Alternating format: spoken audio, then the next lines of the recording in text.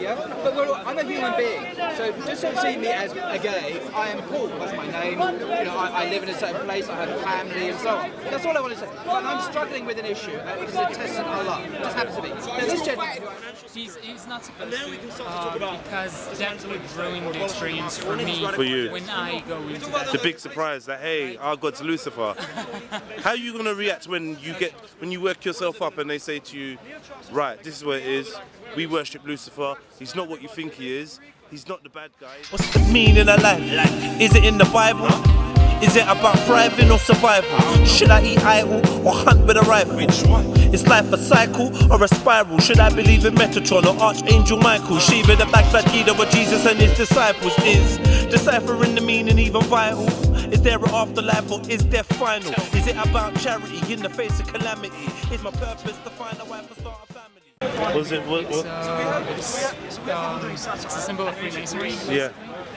Are you a Freemason? And what does it do for you? Being a Freemason? It's basically a fraternal organization Yeah. of people who share common set of values, I guess you could call it. Yeah. Well, it started in the Enlightenment age, basically, Yeah. 400 years ago, where people sort of decided that values like seeking the truth. Do they have a religious belief? There isn't a centralized Freemasonry religion, I guess you would call it. To join, you have to declare you believe in a supreme being, any supreme being. Any supreme being. Yeah, it doesn't matter which religion. Have you got one specifically? So it's not anything specific, I guess you could call it. Like general, like. For me, I guess you could call the natural forces of cause and effect sort of collectively being a supreme being. One being. But, Christians, Lucifer? and Muslims, and I guess there are Satanists. Nobody questions what your specific beliefs are. But do you believe in Lucifer? I don't believe personally. Do you believe in Jabulon? I'm sorry? Jabulon? You see, I've read some stuff by Albert Pike and stuff. And Albert Pike is a famous 33-degree Mason that wrote a book called Morals and Dogma, which is he's Scottish Rite Freemason, and he declares that the Freemason god is Jabulon or Lucifer. Okay, so I don't know who that guy is, but I've heard it from many Masons that their god is Lucifer. So I don't have an answer to that. No one in Masonry has ever said to you that, you know what, Lucifer, the light bearer, is our Lord and Master in Freemasonry. You're not even allowed to talk about religion or politics inside the lodge because it creates disharmony between brothers, and you're supposed to treat everyone who's a Freemason as your brother. So as it go, do you know what, like, can I ask, like, have you got like a degree? You got a degree? Yeah, I'm a second degree. Second degree. So do you know what a third degree Freemason is being taught? Do you have any clues? Can a third degree Mason tell you what he's learned, or is it secret kind of thing? So it's a bit more complex than that. Most of Freemasonry isn't secret at all, actually. Yeah. It's just about using the symbolism from old religious texts. Religious texts, mostly Masonry, like physical, practical Masonry from old times. Yeah. Where people used like the square, exactly. the square and the compass, and stuff like that, and use them as sort of metaphors for teaching of certain values. Yeah. For example, being on the level. Okay. Yeah. Treating them square. Yeah. Right. So you use those metaphors to teach people, and the degrees are just, you can call them sort of plays we use to convey values as well. Yeah. Right. So when you pass into a certain degree, you call them plays. You could call it ritual as well. Yeah. So what I was asking was, To me, sounds a bit sinister. but it's a ritual nevertheless. Whatever connotation you take from it. What I would ask is, an 8th degree Freemason, could he say to you, "Hey, John, you never guess what I've learned today"? Is he allowed to tell you what he's learned in his 8th degree, or does he have to? He's not supposed to, because that would ruin the experience for me. For you. When I go into that. The big surprise that, hey, our God's Lucifer. How are you going to react when you work yourself up and they say to you, right, this is what it is, we worship Lucifer, he's not what you think he is, he's not the bad guy, he's actually the good guy. If they actually treat Lucifer as an actual being that is worshipped, They do. I would probably leave Freemasonry. Would you? Personally. And is it okay, it's fine to just leave like anytime you want? Completely. I mean, no one's keeping you. No, of course you can. So, presumably you must be a Freemason, right? So, in my parents' home city of Lahore in Pakistan, there are lots of British colonial buildings there, and one of them is actually a Freemason house. It's not open anymore. I think they closed that lodge in the 1970s or 60s, around about that time. And the poor people of that area, they call it Jadugar, which translates in Urdu to magic house. Why do you feel that poor people are typically illiterate or unaware of the specific nuances of the British culture and the colonial overshadow? Yeah. Why do you think they looked at that particular building and said magic house? Why did they associate magic with specifically the Freemason lodge? What connotation do they draw for illiterate people who can't pick up the nuances between the social structure that the British imparted on the subcontinent? And what makes them choose that place specifically? Do you see what I'm saying? That's actually really interesting. I'll have to read up on it. I guess it might be like the ritualistic aspect of people coming in their full regalia, basically their suits and stuff, and performing different rituals, and it might seem a bit odd. But other than that, have you ever got into a court and you've seen the judge? Yeah. The robe and the that wig. looks strange, but I don't say that's a magician, that's a wizard. but I do. You have the same constructs for a court system that you can explain to pretty much any society, right? No matter what society you go to, they have some form, probably not similar, but some form of law and enforcement and judicial system for it, right? So you can explain what a court is. Okay. Sorry to cut you off. First of all, what's your name? Mohammed. Okay, cool.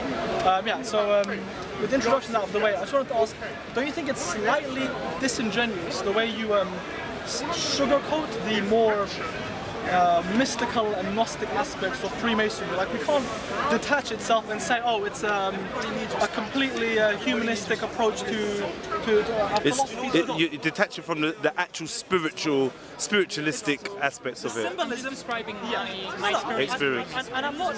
So you've had no awareness of any occult aspects of Freemasonry as of yet. By the way, there's a sort of a slight correction. You said something about being an 8th degree Freemason, right? Yeah. So,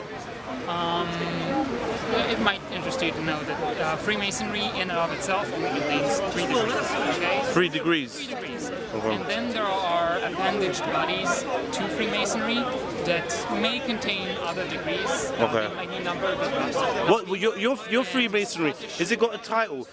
Because there's different types of Freemasonry. Yeah. You're British, what is it? Scottish Freemasonry, I think, is the main. Scottish Rite? No, okay. So the Scottish Rite, which is probably what you're referring to, is one of those appendaged bodies, which 3rd degree Masons can go into Scottish Rite and gain up to 33 degrees. Okay, so you're in the intermediate kind of level of Freemasonry. It's called the Blue Lodge. Basically, Yeah. it's the baseline. Base. That's Is he allowed to say this? He's not going to wind up missing himself. No. He's allowed to say that. It's on TV. It's on Sky. Meet the Freemasons. 5-part series. Have you seen it? It's on Sky Arts. I can honestly tell you that there are no unknown, let's call it, secrets of Freemasonry, because everything is online. I feel a little bad for saying this, but how can I believe what you're saying? Do you see what I mean? I can tell you that like the rituals and Because look, secrets and when, charts. okay, I'm cutting you off here, but I'll be as frank as possible. When you look at the imagery and the symbolism, there are clear connections between Freemasonry and the Kabbalah, which is understood as Jewish mysticism, and also to pharaonic archetypal stuff in ancient Egypt, specifically pagan deities, things like glorifying the dead, underworld stuff like that. So with those sort of metaphors and illusions, these things are carried out by continuing to adopt them, and we'll say, frankly speaking, they're aware of what those connotations are. You see why people would look at that and think there's something underhanded or devious or malignant about the philosophy that you have. We're talking about symbolism. Yes.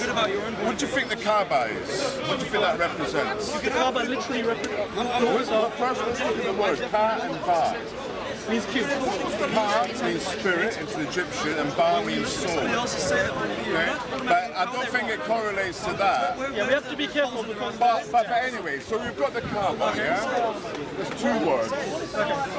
The symbolism of the cube is related to Freemasonry, because what we're looking at is a lot of the Freemasons, unbeknown to them, worship Saturn. And Saturn, as you will see, is the cube, which represents Kaaba. It's Saturn, and it goes round in 7, you have to turn it as the rings of Saturn. Also in mosques, you have sacred geometry. But we have artistic geometry. I see You the have point you're sacred making. geometry. Agreed. Sorry to jump in there. That yes. What do you think sacred geometry does in a prayer sense? I wouldn't call it sacred. Okay. There comes a point where you can observe a phenomenon, but to ascribe meaning to that phenomenon, All right. often us projecting Let's bias not on call it sacred, let's just call it geometry. And geometry is what geometry is. It's either practical for the purposes of architectural structure, or it could be for beauty aesthetics. Yeah, aesthetics. What do you think it means on the metaphysical level? Geometry. I couldn't tell you. I think that's too broad a question. I'll put my hands up in ignorance. What geometry does is it channels energy. So when you're praying, thinking, doing it's all energy, you're expelling energy 24/7. When you focus your intent, i.e. prayer, like ritual, when you do all that, that's all ritual, that's magic. Yep. Right? And what you're doing is you're paying homage, you're giving your intent to the whatever deity that you're worshipping. The geometry focuses that energy and channels it. Okay, I appreciate the point you're making, but that does come across as somewhat pseudo-scientific. There's a guy who I've read about called David Livingstone. I don't know if you've heard of his name. He's made similar points that... Scientific, by the way. I have to correct you on that. The reason I'd say it's pseudo-scientific is because there comes a point where people can look at something or be in a certain environment, and then they can assume that there's, so they can create positive vibes, or they can take a positive attitude. I could be in this park and say, the Masons that built the mosques knew exactly what they were doing. Okay, so I could be in the park, see the greenery, see the trees, and be like, nature is giving me energy, therefore nature is sacred, and No, you're off the page, man. You're miles away. How is that any different? You have because it's about intent. But people choose. Remember the phrase, be careful what you wish for. There are many people who have gone to the Kaaba or seen the picture of the Kaaba, which Muslims find very holy. They take a lot of energy from it. They can go there and say it's just a black box with a lot of people. I feel nothing. And what's that meteorite that you I'm not an expert on Islam. I know a few things. The stone of the Kaaba, the black stone, I don't know the specifics. is supposed to be a meteorite. Possibly, it could be something in Islamic theology. It's actually documented in Islamic texts. Yeah, I'm sure it is, but I don't know enough about it to give an informed opinion or anything about it. He tries. What's your name, Mohammed? Yeah. So, I just want to clarify. Tom. All right, yeah. So when you This is sacred geometry. That's what they make it with. Gee. So when you get back to your Masonic temple and they say to you, right, you've now made it to the point where we reveal to you that Lucifer is our god. It's actually true what you say. Jabulon is our god. Lucifer, the light bearer. But Lucifer is also construed as Jesus because but it is. I am the bright morning star. He's talking about himself. Yes. and the symbol. I agree. Venus rising. We're in that time. But I would say that a lot of what is contained in the Bible is an amalgamation of different entities posing as one. I believe that.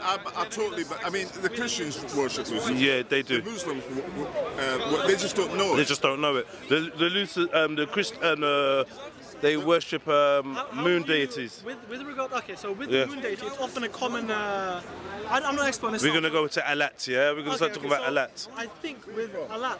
Are you saying that Alat and Allah sound the same? Therefore they're the same? Or No. there's Uzzat and there's another one. Yeah, there's a couple. But in the Kaaba there are many. I'm not expert on. No. I appreciate it. We're just having a personal conversation. Yeah. In my limited knowledge, my basic knowledge of Islamic history, Yeah. there were many idols in the Kaaba. Yeah. And they had different names. And these all existed before. And yes, naturally they borrowed from Babylonian and Sumerian and Egyptian mythologies, and they amalgamated them as often many cult religions and folk religions develop, right? So I think I've heard that Allah was also a god. You must be having those. If you believe, listen, at the end of the day, Prophet Muhammad said, the greatest jihad is to fight the evil within yourself. Do you know what it is? If somebody is gay, it should be something that they are fighting against, they are trying to improve. And that's what sounds like. We're not here to judge. We're not here to judge. At the end of the day, whatever goes on is between Allah and His slave. But at the same That's great, I agree with it. Can I say one thing, the one final thing before we finish here? If there's one thing I want many Muslims to realise is that people like me are human beings. Okay, we've got our trials. God has given me a test in life. We give many tests. This is one test that He's given me that I actually live with and try and practice as best I can. Yeah? But I'm a human being. So just don't see me as a gay. I am Paul, that's my name. I live in a certain place, I have a family and so on. That's all I want to say. But I'm struggling with an issue. It's a test of Allah. It just happens to be. Now, this gentleman, who I don't know. So if you're still fighting, that means you're still having the force. Very different test. You're still having the force, right? He probably does. But Paul, can I ask you? But are you having? But are you having homosexual force? The Quran says. That's what I want to know. Mind your own business. No. I told you what to do. Are you having homosexual force? I was going to say, in the Quran it says, you will not be left alone saying we believe that we will be tested. What did you answer? Are you having homosexual force? Like with me, I'm a heterosexual guy, but I think that's sex all the time. Yes? So if he's gay, what do you think about it? Not to single ourselves as gays. That's all I'm Let's saying. not try to smooth this over with butter. With men, one thing I'm saying, I happen to be a man. the reason why I'm asking that question is because the reason why men and women don't pray together in the mosque is because of distraction. So They can pray together. In the original Sahaba, I know there's segregation you're right, today. you are right there. In the original time, the Prophet Muhammad, peace upon him, the Sahaba, you're right. many women were in different buildings. The women were behind the men. But we're talking about now, not then. We're talking about now. It was the Caliphate Umar.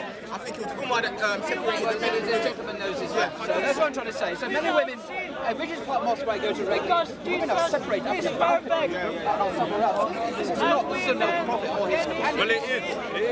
What, separate? But you're gonna say that that's we're not allowed to do that. We're not allowed to separate ourselves. This is the, sorry guys, this is the first marriage this week. You seen this? The first gay marriage this week. You seen this, yes? The first gay marriage this week. So that's my position. It is Islamic position. I do my best. And all I'm saying